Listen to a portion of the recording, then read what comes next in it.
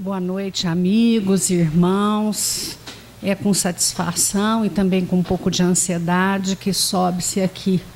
Porque apesar de ser professora, falar num centro espírita a respeito da nossa alma é colocar um pouco ou quase tudo do que nós somos. E isso é diferente da aula numa faculdade. É engraçado, né? Toda vez que eu venho para cá, dá um misto de agradecimento a Jesus pela oportunidade e também uma ansiedade, que acho que também faz parte, porque se não for assim, parece que a gente também não caminha, né? Só não pode ser muito. Eu achei muito curioso os meninos entrarem e depois a Érica, acho que é Érica, né? O nome dela, Francis, a professora da mocidade, falando da nova oportunidade, né? Do grupo, porque eu me lembro, não sei se a minha memória está errada, mas o Fred, quando eu era da mocidade, abafa o caso, tá, gente? Ele pediu uma vez para a gente fazer um jogral, alguma coisa de poesia, mas tinha que ser, não sei se é ele que determinou, acho que o Fred não era de determinar, mas ele pediu que fosse memorizado. Cada um tinha que falar uma parte da poesia aqui na frente.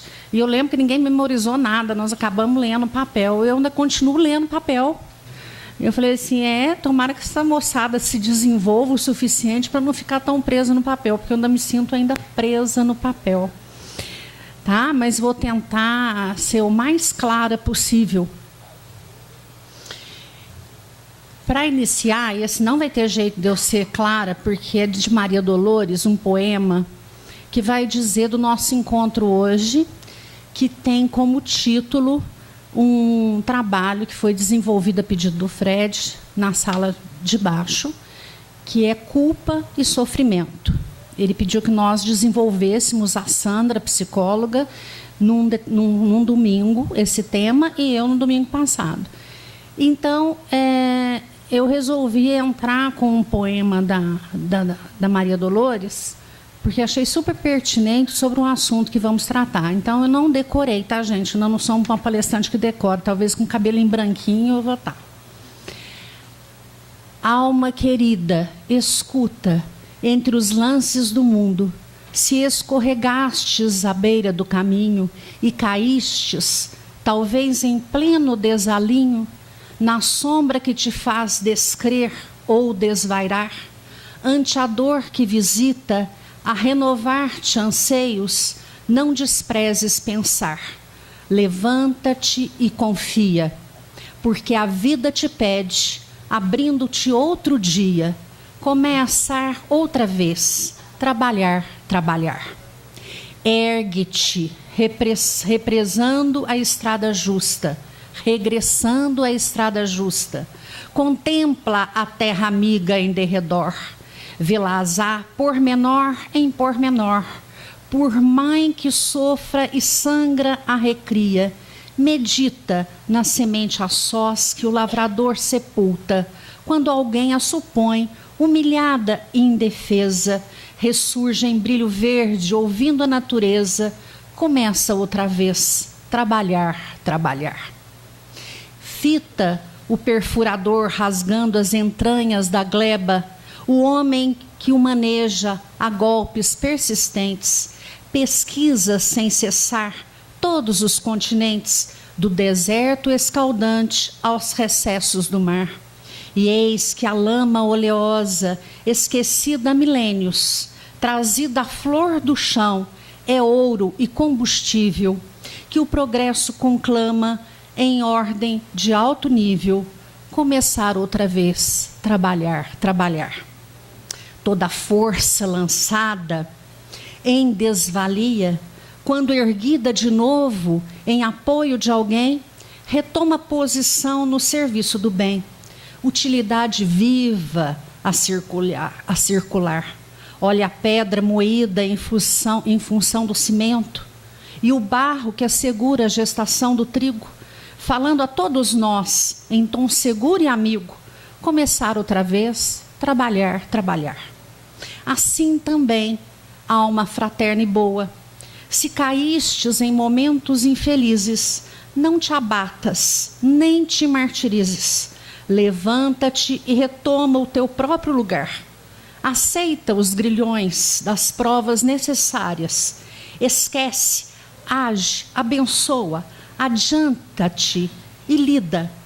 E escutarás a voz da lei de Deus na vida. Começar outra vez, trabalhar. Essa poesia da Maria Dolores, ela vem falar dessa questão da gente voltar e recomeçar, trabalhar. Eu acho que esse é o chamado que a vida nos faz. Acho não. Todos nós escutamos esses chamados nos nossos corações. Portanto, falar de culpa e sofrimento é desvendar algo que nos fala muito de perto nas nossas vidas. Porque quem de nós não se sente culpado, aqui ou acolá, de um dever não cumprido, ou mesmo de um dever ameaçado pela nossa fragilidade, pela nossa ignorância. Emmanuel vai nos dizer, em Pensamento e Vida, que a culpa é resultado de tudo quanto não fizemos em relação ao nosso dever moral. Por isso que tem uma ligação íntima com a questão ética e moral que a doutrina espírita nos fala. Porque a culpa traz o remorso. E o remorso ataca ou atinge o nosso perispírito. Sabemos que temos o corpo material, o corpo espiritual e o espírito. Toda vez que fugimos ao dever, que a culpa chega nos trazendo remorso, isso vai impregnando o nosso perispírito. E o arrependimento vem com toda a energia, com toda a força maléfica, fortalecida por reflexos de amarga lembrança daquela que eu devia ter feito, que eu fiz errado, ou que eu ainda não fiz, por algum motivo qualquer. Essa lembrança amarga, Emmanuel vai falar que vai impregnar, transformando em obsesso mental, envenenando a corrente espiritual do ser.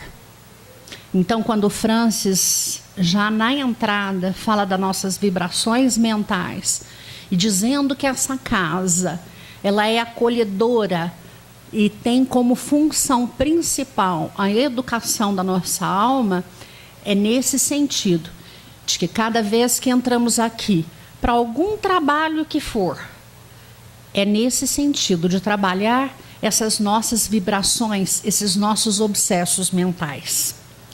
Com isso, com esse obsesso que nos faz tão mal, nós também começamos a atacar os outros que estão à nossa volta. Ou seja, a vida fica ruim para nós e ruim para quem está perto de nós. A doutrina vai nos dizer, e Emmanuel nos lembra, que nós possuímos um campo magnético, que é feito de forças muito criativas, e não é à toa que nós vemos o mundo e a nossa civilização e as invenções e o homem construindo e avançando. Mas também tem forças negativas que trabalham no negativismo e na própria destruição das coisas divinas. Essas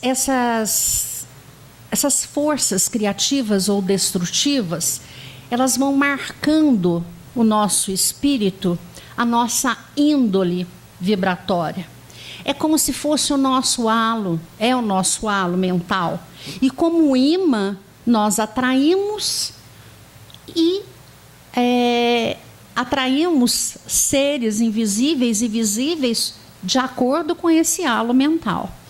Então, nós aqui nessa casa, nós sabemos que às vezes saímos daqui, muitas vezes saímos daqui, a maioria das vezes, recobertos de energia positiva, né? Com o nosso coração cheio de amor, uma paz tranquila, temos um sono, mas logo no dia seguinte, se não vigiarmos, já estaremos novamente dentre todas as forças positivas que temos a escolher, podemos estar sintonizados com as forças negativas, porque ainda somos muito infantis. E é por esse halo, por essa onda mental, né, tanto positiva quanto criativa, que nós vamos incorporando os princípios que emanam de todas as inteligências que nos rodeiam.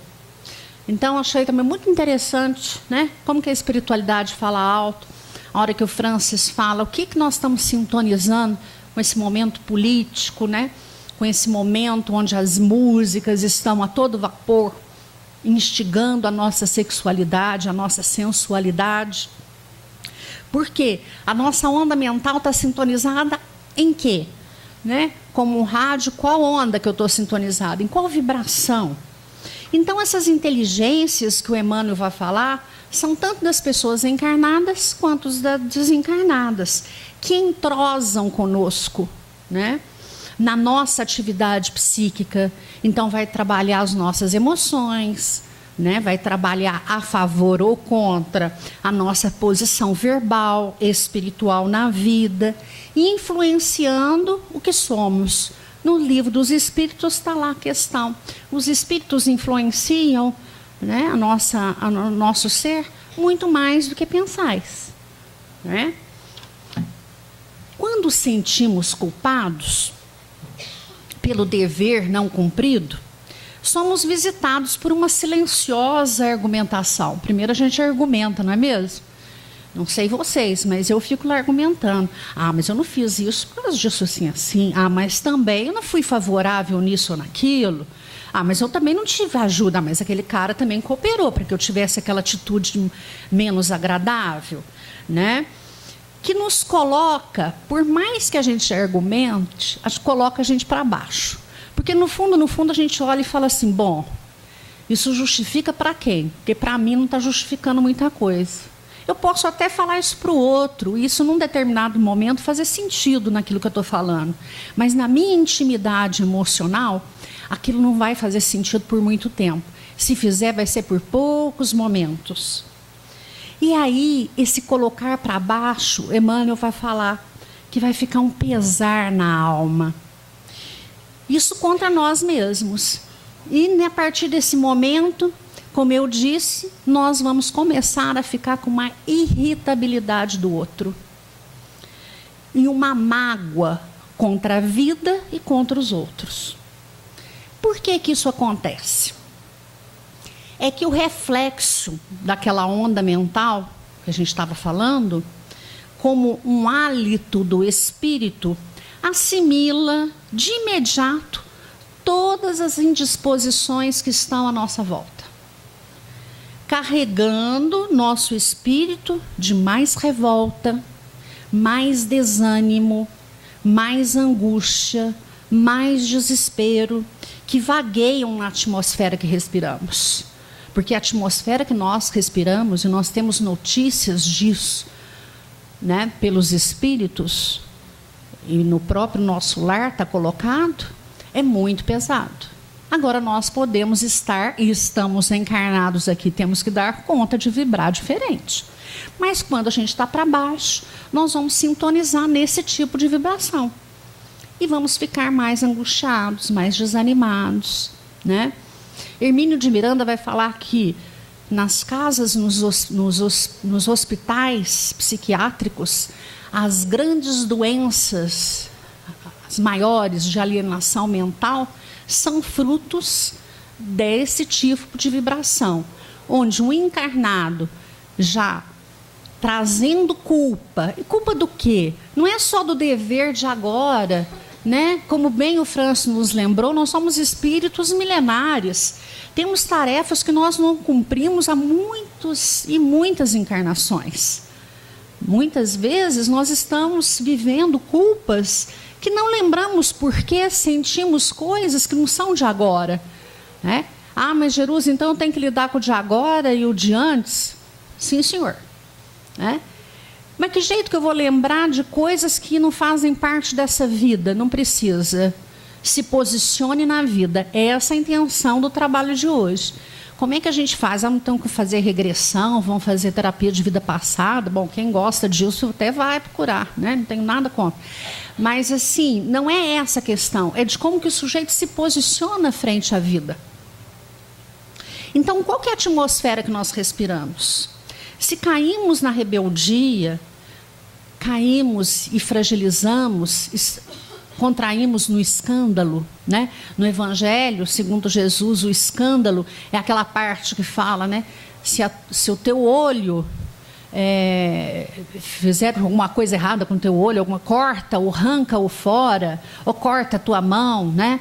Então mostra assim o tanto que nós somos capazes, no desatino, de cometer atos extremamente escandalosos, que diz respeito no Evangelho àquilo que provocamos de mal no outro. Né? Porque a palavra escândalo para nós pode parecer que seja esse escândalo que a gente está acostumado a falar. Mas no Evangelho, o Kardec vai trabalhar a palavra, né? O conceito escândalo, é aquilo que eu faço mal para o outro. E no que eu faço mal para o outro, eu faço mal para mim mesma. Não é? Com isso, nesses desatinos da vida, nós damos pastos à imaginação mórbidas. Por isso que os suicídios são muito frequentes. Condizentes com o vírus das nossas próprias culpas. Então, nós vamos contaminando o nosso organismo desses... ele vai falar viroses, né? Feridas mentais, que vão agredindo o nosso perispírito organicamente, psiquicamente e emocionalmente. Esse estado negativo vai martelando por pensamento, em sentimento, doentios, e atingem total, parcialmente, a nossa harmonia orgânica, levando a enfermidades de todas as ordens, tanto aquelas que eu falei agora mesmo, as mais graves, que são as desordens de ordem mental, como as simples, né? A úlcera, a dor no intestino, a dor aqui ou lá, que eu sei que quando eu vivo um momento mais estressante, ela me lembra, né? Eu sempre tenho um ponto no meu corpo que vai me lembrar, né? Que alguma coisa não está bem comigo. E o Emmanuel vai mais fundo, ele vai falar que essa dor, ela tem correspondência ao remorso que sejamos portadores. Porque muita gente confunde, acha que nós espíritas levantamos bandeiras ao remorso. O remorso já é a ferida mal curada, nós temos que sair desse patamar do remorso, da culpa. Isso não nos leva para frente. Nós temos notícias de irmãos que ficam por séculos e séculos no remorso e na culpa, no plano espiritual, levando muito tempo para avançar. Então, quando Emmanuel fala que o remorso corresponde a essa desarmonia orgânica, né, nos chama muito a atenção a responsabilidade que temos com a nossa intimidade, com a nossa espiritualidade. Então, toda vez que nós deserdamos o dever, o arrependimento fica alentado no espírito e se faz acompanhar de resultantes atrozes, exigindo demoradas existências de aprendizagem e restauração. Existe um palestrante que eu gosto muito de assistir, que chama Alberto Almeida, que ele fala que alguns levam 30 dias para trabalhar um remorso, um arrependimento, uma dor, ou que causada em si mesmo ou no outro. Tem gente que leva 30 meses, 30 minutos, 30 dias, 30 meses, 30 anos, 30 encarnações, 3 séculos. Né? Claro que vai depender do dever ou do mal ocasionado. Então, quando caímos em culpa, o que devemos exercitar? Né? Tá, você está falando aí, o que a gente tem que exercitar? Tudo da doutrina nos leva a uma palavra imediata: humildade. Nós temos que ser humildes. Quando caímos na culpa, se nós não formos humildes o suficiente, nós não vamos conseguir sair desse lugar. Jesus diz que para reconciliarmos com nossos adversários, lembra que devemos reconciliar com os nossos adversários enquanto estamos a caminhos com ele. Ensina o amor puro e do perdão sem limites. Como que eu posso perdoar o meu irmão que me ofendeu e que eu sinto uma mágoa se eu não consigo me perdoar? Eu só vou conseguir perdoar o outro se eu tiver a capacidade de ver as minhas próprias limitações e me perdoar também. Se for muito crítica comigo mesma e se eu não for humilde o suficiente para lembrar algo que também aprendemos na doutrina, nascemos e fomos criados pelo Pai simples e ignorantes. Estamos a caminho da luz. Se eu não me lembrar disso, qualquer coisa que eu faça vai me levar a um remorso, a um arrependimento. Não que isso me desimplique de procurar fazer o bem. É claro que eu tenho responsabilidade com a minha vida, mas o que importa para nós é nós apaziguarmos, fazermos paz primeiro em nós, para seguirmos a nossa jornada, porque estamos num planeta de provas e expiações. Não é fácil para nós, muitas vezes, o nível de exigência que a nossa vida nos provoca, seja na família, no trabalho, em qualquer situação. Nós somos muito amparados pela espiritualidade, mas sabemos que a felicidade, aquela que a gente almeja, não é desse mundo. Então, se nós não formos apaziguadores da nossa própria alma através da oração e da vigilância, nós não vamos conseguir atingir aquilo que nos propomos, que é sermos melhores amanhã do que somos hoje. Então, quando a gente fala da humildade, do perdoar, aí a gente entra na questão do auto-perdão, né? E o Alberto, ele fala uma coisa muito interessante. Ele fala assim: o perdão é uma atitude de quem fica de pé. Tem uma palestra que ele repete isso inúmeras vezes. O perdão é uma atitude de quem fica de pé. E ele dá uns exemplos super interessantes. Se a gente sair aqui do centro, for roubada a nossa bolsa, quantos minutos a gente leva para perdoar? Mas aí, se além da bolsa levar o nosso carro, quantos minutos você leva para perdoar? E ele vai indo e vai botando o povo de pé e fala: se você perdoar em 3 minutos, pode continuar de pé. Se você não conseguir perdoar, pode sentar. No final, a hora que ele chega na casa roubada, não tem mais nada na casa, o filho assassinado, não tem mais ninguém no salão, né? Está todo mundo convidado a sair.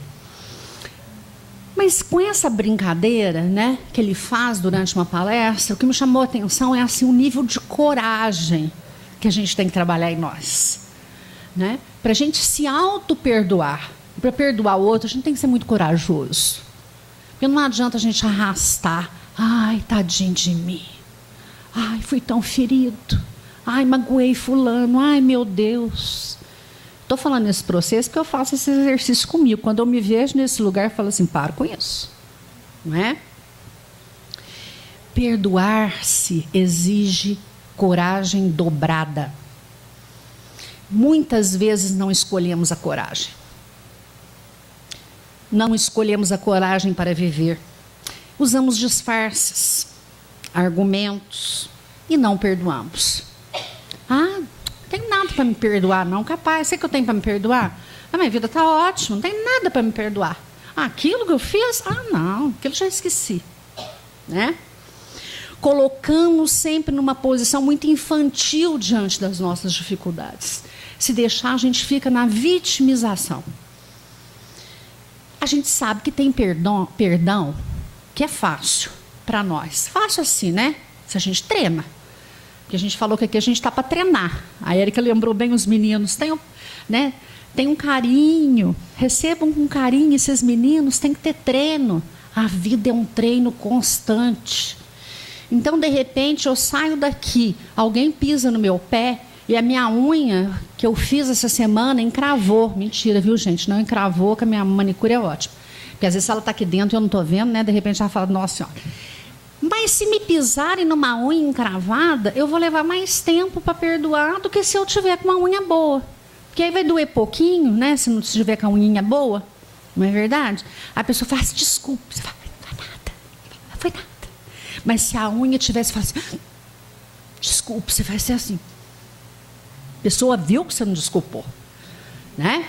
Esse é um dos perdões que a gente fala assim, são os pequenos, mas que a gente vai trabalhando, porque através dessas pequenas atitudes do perdão, que nós vamos aprendendo a sermos, como eu disse, mais humildes, perdoando o outro e se auto-perdoando para quando chegar as nossas provas mais aflitivas.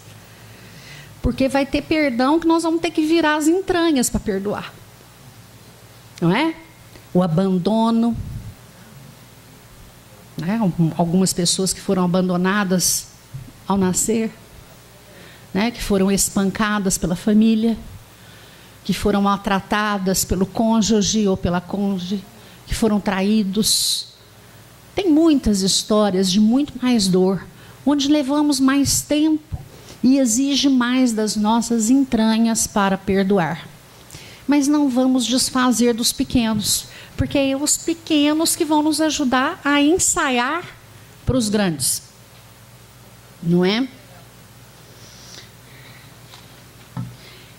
Com isso, nós passamos para a reflexão de que, independente do que venha acontecer, nós somos responsáveis pela nossa vida, pela nossa existência, pela maneira que lidamos com as nossas dores, com as nossas culpas, com as nossas fragilidades. E a doutrina espírita vai nos dizer, através de Divaldo Franco, com o Filomeno de Miranda, que vai trabalhar as doenças e os transtornos mentais, de que trazemos de vidas passadas, aquela culpa que a gente estava falando, predisposições preponderantes para as enfermidades mais graves, mentais, que estão lotadas antigamente nos sanatórios, nos manicômios. Hoje, graças a Deus, pela luta antimanicomial, sabemos que não existem mais esses lugares, né? Existem casas terapêuticas. Mas a maioria desses pacientes trazem dívidas e culpas de vidas passadas. E como nós sabemos hoje, já pela doutrina, que a nossa vibração mental é um plugue, né, que incorpora e que se alimenta das inteligências, tanto encarnadas quanto desencarnadas que nos cercam, é claro que se eu tenho preponderância e predisposição, que na psicanálise, na psicologia, a gente chama de estrutura mental, nós teremos muito mais facilidade de ser plugues para os nossos obsessores. Eu estou falando dos graves tormentos mentais, mas coloquemos nós também nessa situação, nós considerados normais, nós não somos nada normal. Mas fora aqueles doentes, né, mais graves, nós também trazemos as predisposições de vidas passadas, porque nós já ferimos o nosso perispírito lá atrás, por deveres que não foram cumpridos. Então, nós trazemos essas estruturas mais afloradas para um dia, quem sabe, eclodir alguma coisa mais grave, alguma enfermidade, né?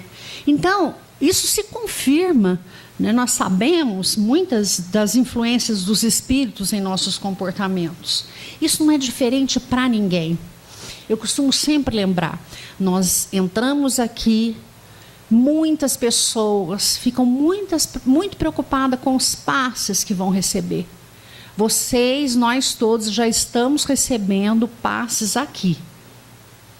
A espiritualidade toda está em harmonia, tratando cada um de nós aonde nós estamos. Não estou eliminando o passe, não é isso. Mas o que a gente fica esperando? Que a cura se dê sempre de fora para dentro. O passe é ótimo, é bom, tanto que a casa oferece.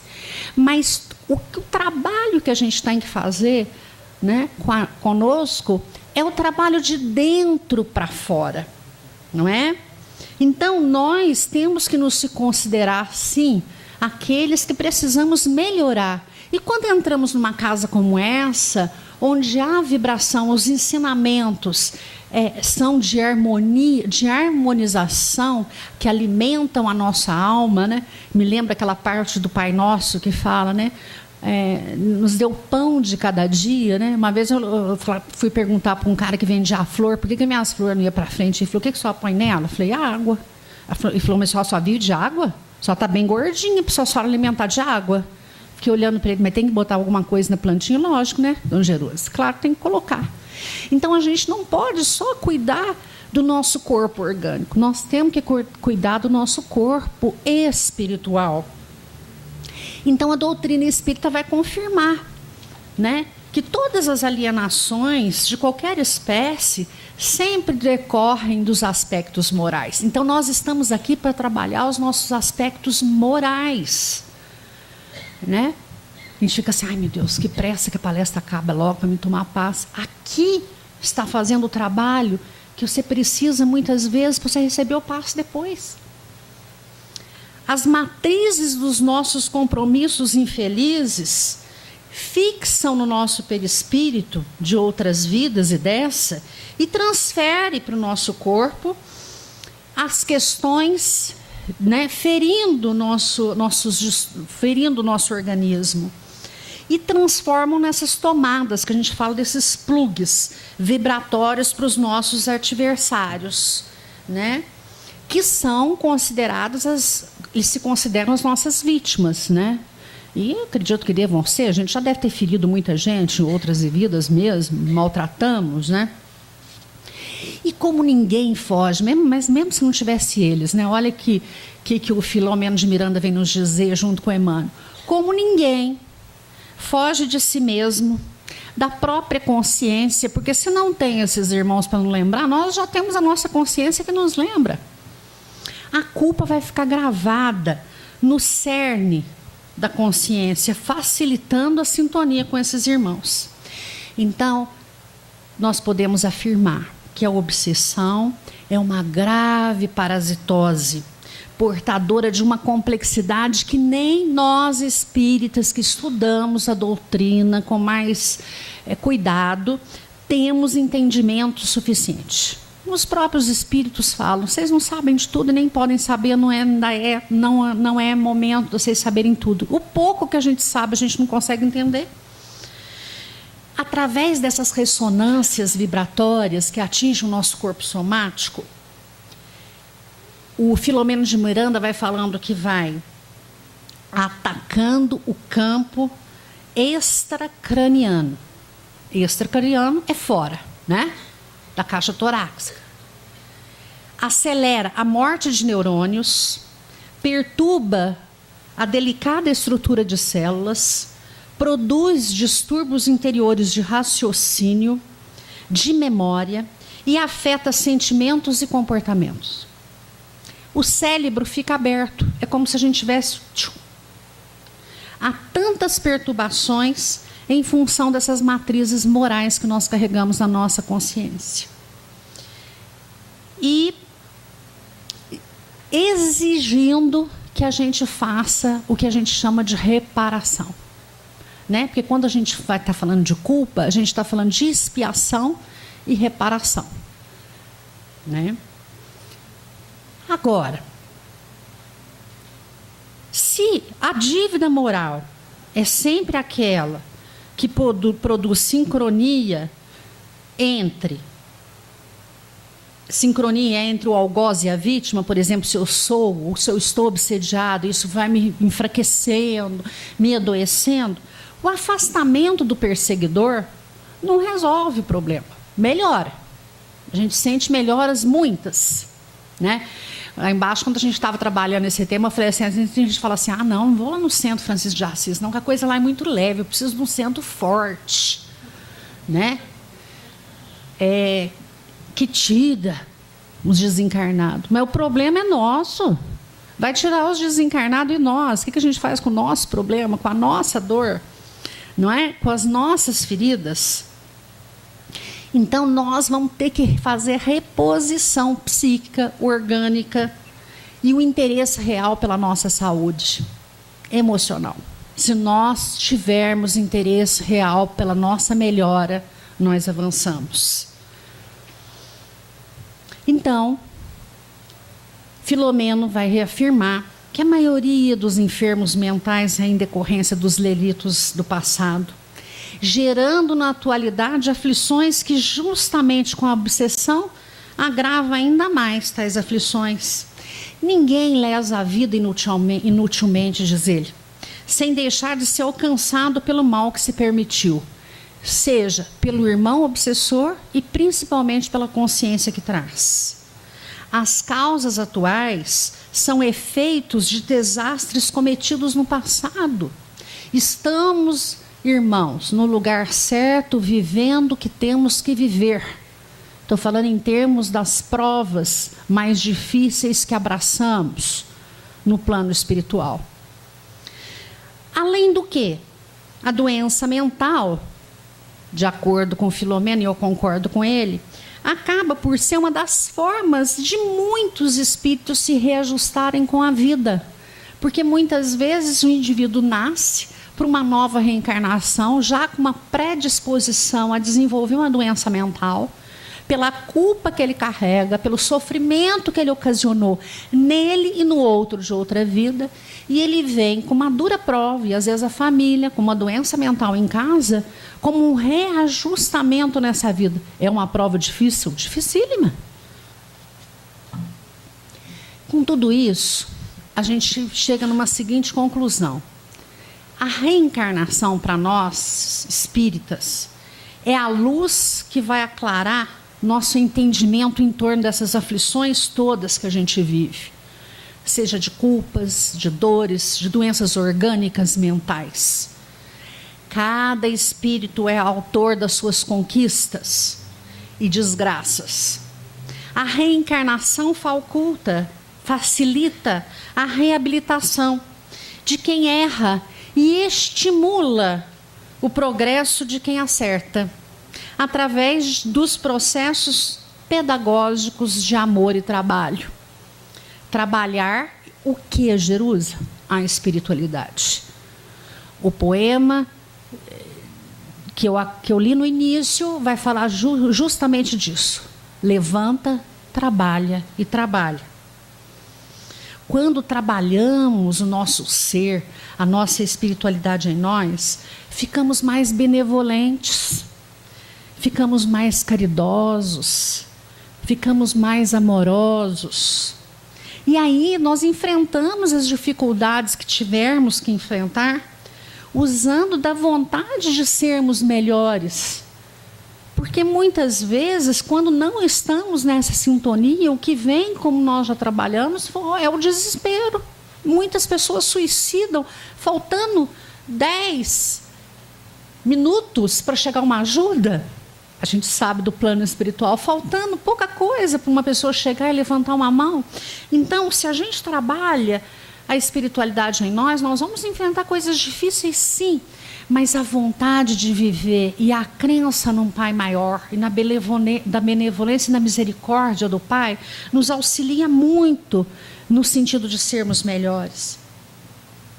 Usamos então a vontade para resgatar o divino que existe em nós.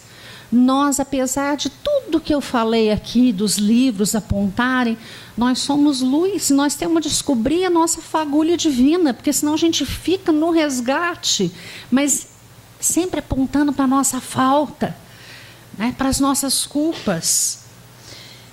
E aí, quando a gente volta e resgata o divino, a cada momento que a gente entra nessa casa e que a gente abraça o Evangelho do Cristo, nós deixamos de nos culpar, porque Ele foi um dos maiores terapeutas e irmãos que nós conhecemos nesse planeta, que perdoou. Enfrentamos aí os nossos defeitos, perdoando a nós mesmos. O Cristo ensina a nos perdoar. Renascemos com a humildade. Nós precisamos renascer para a humildade. E através dessa humildade, de nos auto-perdoarmos, somos criados, como eu disse, simples e ignorantes, erramos muito, mas acertamos muito também. E somente nessa arte de amar as oportunidades da vida e de existir e de poder tropeçar, levantar de novo e trabalhar, é que conseguimos avançar. Nós existimos para a luz. Portanto, a recomposição espiritual que nós fazemos do dever não constitui um ato punitivo. Tem gente que pode olhar e falar assim, isso é punição. Não é. Isso é escola. É bênção, é reeducação. A dor vai ser sempre imprevidência do ser. Mas ela altera a nossa vida. Com a dor altera o nosso olhar, nossa maneira de sentir as coisas. Nós ficamos mais benevolentes, menos impulsivos e impulsionamos mais o nosso bem-estar e alegria de estarmos vivos sempre. Porque só existe a vida, a morte não existe. E é nesses momentos de dor que alteramos a nossa relação com o outro também. Então nós possuímos, só para finalizar, nós possuímos um só caminho, que é a da perfeição. Nós estamos aqui trabalhando a nossa perfeição. E quando voltamos o nosso coração para o Cristo, logo vai se modificar as paisagens interiores. Então as nossas culpas vão diluindo, o arrependimento vai trazendo uma força renovada para ficarmos de pé e nos perdoarmos. E desaparece o abismo, porque quando a gente se sente culpa, fica um abismo, né? Entre aquilo que nós criamos, entre nós e a vida e Deus. E é interessante que quando eu cheguei nessa parte, eu falei assim, que doutrina maravilhosa, né? Porque ela diz que nós somos responsáveis pelo nosso crescimento, nós vacilamos muito, nós criamos esses abismos mentais, mas ela também diz que no lugar do abismo a gente constrói escadas, cheia de degraus. Cada um de nós está num degrau, subimos rumo à perfeição. Então que cada um no seu degrau se respeite, se ame mais, seja mais benevolente consigo mesmo nessa semana, né? Saiba, erraremos muito, meus irmãos, mas vamos acertar muito também. E o Cristo tem uma frase que diz, né, que o perdão cobre a multidão de pecados. Então nós somos filhos de Deus, cheios de luz, rumo à perfeição. Que Deus nos abençoe essa semana.